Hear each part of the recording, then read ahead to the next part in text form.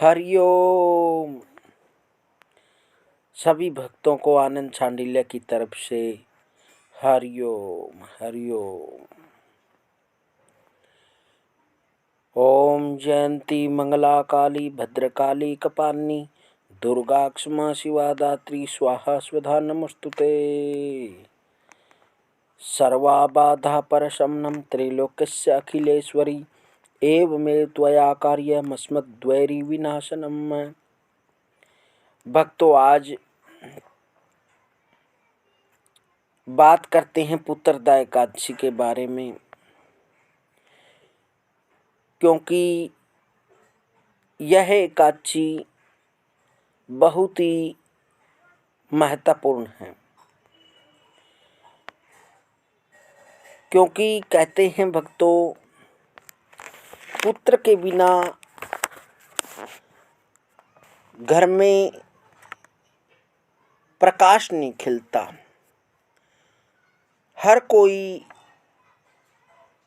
चाहता है कि मेरे घर एक अच्छे पुत्र का जन्म हो, जो संस्कारी हो।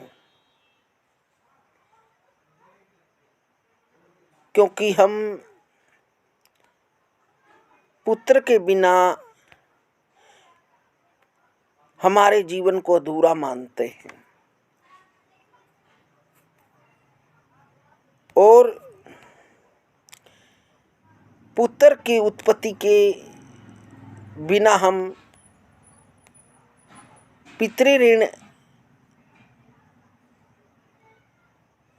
को नहीं तार सकते। जब तक हमारे घर में पुत्र उत्पन्न नहीं होता, तब तक हमारे शरीर पर, हमारे सिर पर पितृऋण रहता है।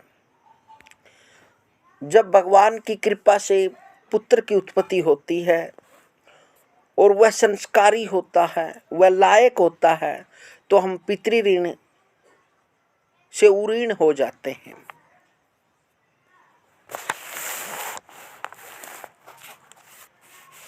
उसी प्रकार हम एक अच्छे पुत्र की उत्पत्ति प्राप्त करने के लिए, भगवान की कृपा हमारे ऊपर हो, उसके लिए हम पुत्रदा एकादशी का व्रत करते हैं। यह व्रत पौष शुक्ल पक्ष की एकादशी को किया जाता है। इस दिन भगवान विष्णु की पूजा का विधान है। इस व्रत को करने से संतान की प्राप्ति होती है। भक्तों, पुत्रदा एकादशी की कथा इस प्रकार है। किसी समय भद्रावती नगर में सुकेतु नाम के राजा राज्य करते थे। राजा तथा उनकी स्त्री शैव्या दानशील तथा धर्मात्मा थे। संपूर्ण राज्य खजाना धन धान्य से पूर्ण होने के बावजूद भी राजा संतानहीन होने के कारण अत्यंत दुखी था। एक बार वे दोनों राज्यभार मंत्रियों के ऊपर छोड़कर वनवास की ओर गए तथा आत्महत्या करने की ठान ली। लेकिन उन्हें सहसा याद आया कि आत्महत्या के समान कोई दूसरा पाप नहीं। भक्तों, हमारा जीवन ही परेशानियों से गुजरना है। अनेक परेशानियां हमारे जीवन में आती हैं, अनेक कठिनाइयों से गुजरना पड़ता है, अनेक मुसीबतें हमारे सिर पर आती हैं। और भगवान परीक्षा के लिए भी मुसीबत देता है, क्योंकि भगवान हर पल समझते हैं। वो देखना चाहते हैं कि तेरे भक्त के अंदर सहन करने की शक्ति है या नहीं। यदि हमारी सहन करने की शक्ति खत्म हो जाती है, तो हम बुरा कदम उठा लेते हैं, आत्महत्या की ओर जाते हैं।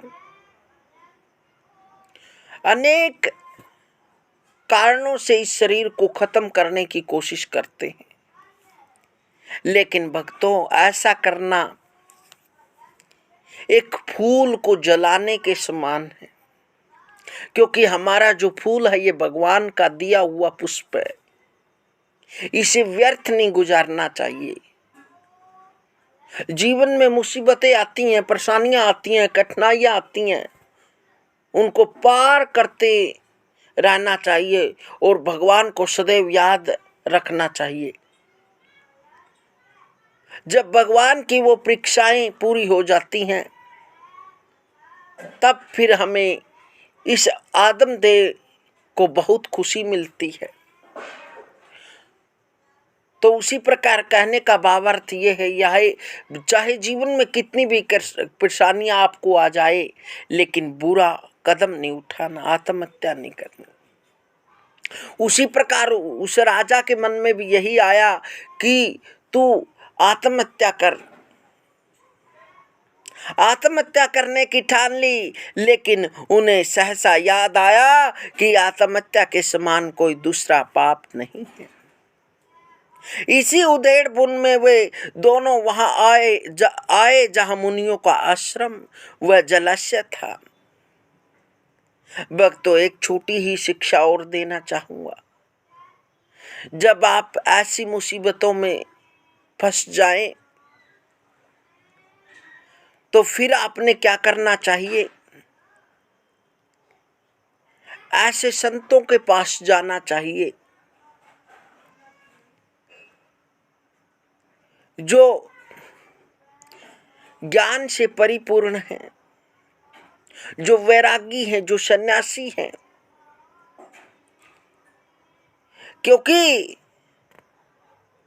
वो सन्यासी और वैरागी तभी बने हैं जब उन्होंने इस संसार को देखकर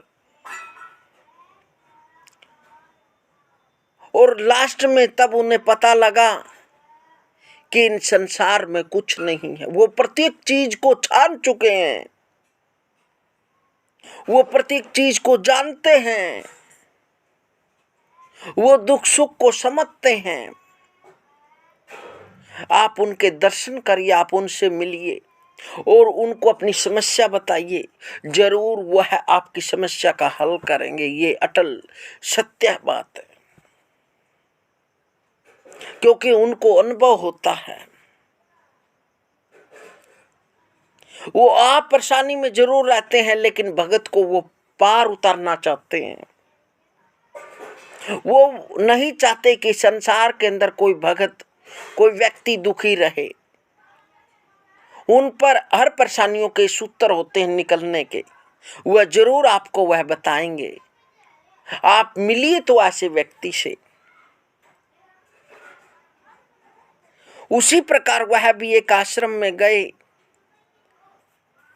राजा रानी मुनियों का प्रणाम करके बैठ गए। मुनियों ने योग बल से राजा के दुख का कारण जान लिया और राजा रानी को आशीर्वाद देते हुए पुत्रदा एकादशी व्रत करने को कहा। राजा रानी के पुत्रदा एकादशी व्रत कर विष्णु भगवान की पूजा की और पुत्र रत्न की प्राप्ति हुई। हरिओम हरिओम भक्तों, हरिओम।